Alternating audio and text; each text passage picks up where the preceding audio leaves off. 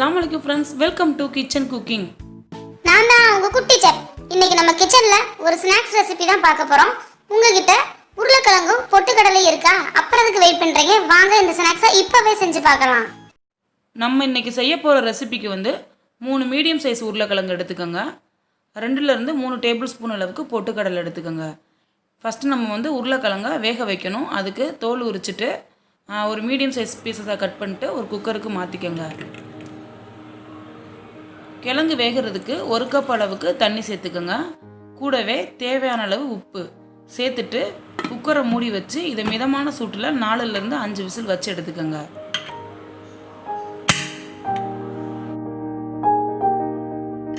அஞ்சு விசில் வச்சு எடுத்ததுக்கப்புறம் ப்ரெஷரெல்லாம் நல்லாவே ரிலீஸ் ஆயிடுச்சு. இப்போ ஓப்பன் பண்ணி பார்க்கலாம். உருளைக்கிழங்கு இந்த அளவுக்கு நல்லா குலைவாக வெந்து வரணும். அப்போ தான் இந்த ரெசிபிக்கு நல்லாயிருக்கும். இதை ஒரு பவுலுக்கு மாற்றிட்டு கை பொறுக்கிற சூடு வந்ததும் இதை நல்லா மசிச்சு எடுத்துக்கோங்க.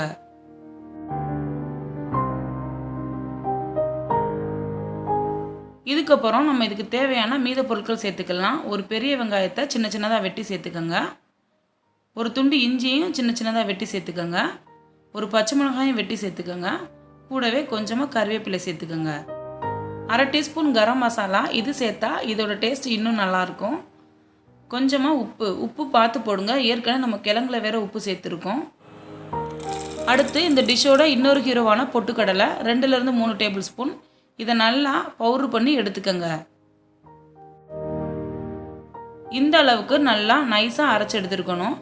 இதையும் நம்ம வச்சுருக்க உருளைக்கிழங்குல போட்டுடலாம். இதுக்கு தேவையான பொருள் எல்லாமே சேர்த்தாச்சு. இதை நல்லா மிக்ஸ் பண்ணி எடுத்துக்கோங்க. நம்ம போட்டிருக்க பொருளெல்லாம் நல்லா ஒன்றா சேர்ந்து வரணும்.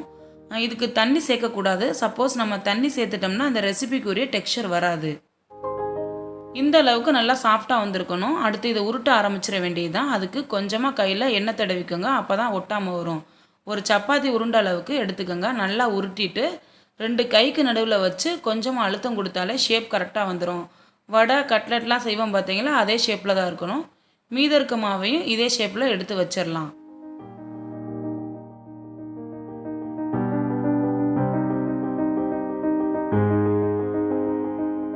பொட்டேட்டோ ஸ்நாக்ஸை இப்போ நம்ம பொரிக்க ஆரம்பிச்சிடலாம். அதுக்கு கொஞ்சமாக எண்ணெய் சேர்த்துக்கோங்க.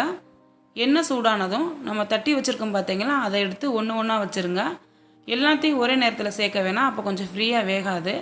இது கொஞ்சம் நேரம் அப்படியே இருக்கட்டும், ஒரு 2லேருந்து 3 நிமிஷம் வரைக்கும். ஒரு சைடு ஃப்ரை ஆனதும் இதை திருப்பி போட்டுக்கோங்க. திருப்புறது கஷ்டமாக இருந்துச்சுன்னா இந்த மாதிரி ஒரு ஸ்பூன் யூஸ் பண்ணிக்கோங்க. அப்போ கொஞ்சம் ஈஸியாக இருக்கும். அதே மாதிரி அடுப்பு மிதமான சூட்டில் தான் இருக்கணும். ஒருவேளை நீங்கள் அதிகமான சூட்டில் வச்சுட்டிங்கன்னா வெளியில் சீக்கிரமாகவே வெந்துடும். அதே நேரத்தில் உள்ளுக்க சரியாக வேகாது.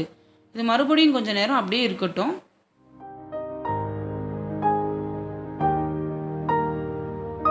இப்போ நல்லாவே வெந்து வந்திருக்கு. இதை எடுத்துடலாம். பாருங்கள் எவ்வளோ அழகாக நல்லா கோல்டன் ப்ரௌனிஷாக வந்திருக்குன்னு.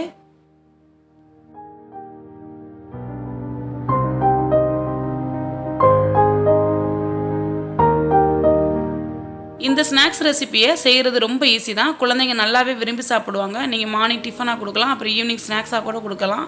அடுத்து இதை டேஸ்ட் பண்ணலாம். பார்க்கும்போதே எம்மி எம்மி. கண்டிப்பாக இந்த ரெசிபியை ட்ரை பண்ணுங்கள். ட்ரை பண்ணிவிட்டு எப்படி இருந்துச்சுன்னு கமெண்ட்ஸில் சொல்லுங்கள். இந்த ஈஸியான ஹெல்த்தி ஸ்நாக்ஸ் ரெசிபி உங்களுக்கு பிடிச்சிருந்துச்சுன்னா மறக்காமல் கிச்சன் குக்கிங்க்கு சப்ஸ்கிரைப் பண்ணுங்கள்.